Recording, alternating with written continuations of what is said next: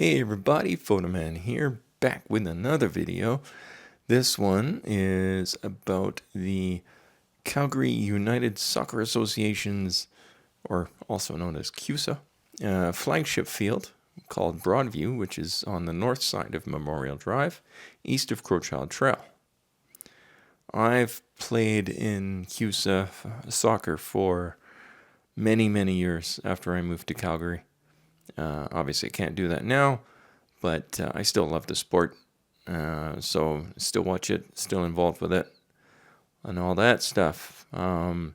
This facility is their flagship field, and it has underwent some facility upgrades in 2019. Upgrades included upgrades to the changing room, storage room, and addition of an upper viewing deck featuring advertising space for club logos.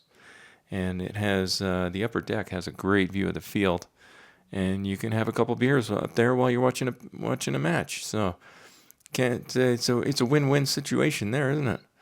Anyway, I hope you liked the video, and if you're in the area and there's a game on, stop in and check it out.